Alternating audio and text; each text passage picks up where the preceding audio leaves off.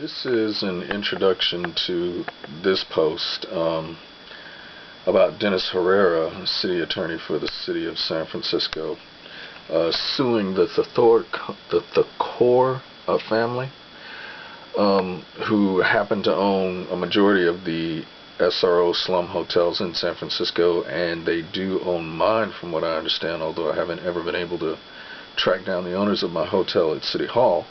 They hide behind bureaucracy like that. But anyway, this happens to be probably one of the most interesting posts in my entire blog, at least I consider it to be, because it shows something that is really kind of wild. It shows, in my opinion, bold, obvious, in-your-face collusion between a major media news agency and various law enforcement agencies here in the city of San Francisco. You can read the post and look at it for yourself and decide for yourself what to make of it. I've tried to do as good a job as I could fleshing it out and illustrating it to, give you the proper perspective, which is the truth. But, it's up to you to decide. I'm not even going to say. You'll just read it for yourself and make up your own mind. But what I really wanted to also include this video introduction for were two important concepts, that are kind of difficult to grasp. I know they were difficult for me to grasp, but those two concepts are narrative paradigm and cognitive dissidence. And just to be quick about it, you can read for yourself, but narrative paradigm is basically communicating through the telling of stories or narratives. And the person who came up with the narrative paradigm theory basically said that all meaningful human communication is accomplished through storytelling. So this is one way that news media, mainstream news media, and law enforcement collude with each other to be mutually beneficial and get both of their means met.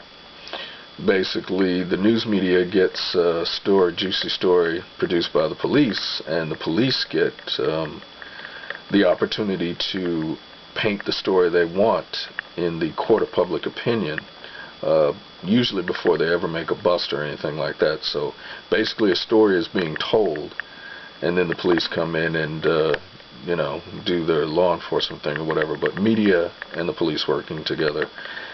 And what makes it bad and also reinforces controlling the narrative is cognitive dissidence.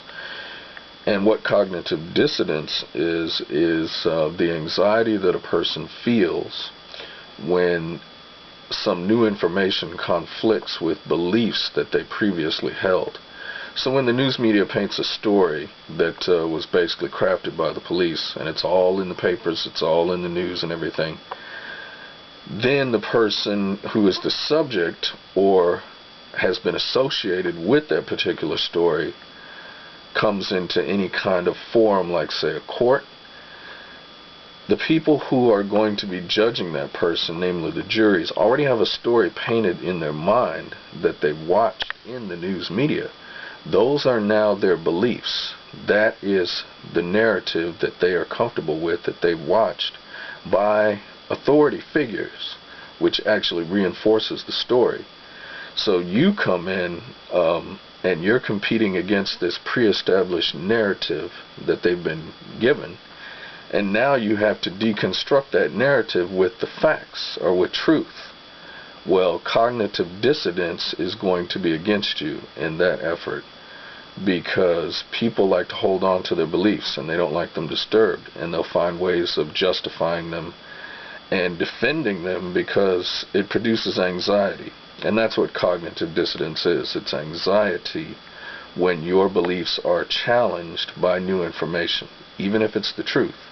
And it can lead to things, faulty reasoning such as justification, dissonance, and denial.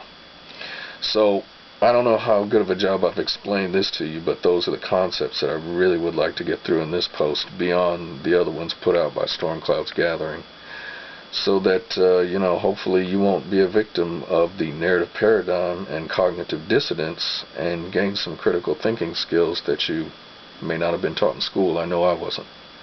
So anyway, this is the introduction to this post, and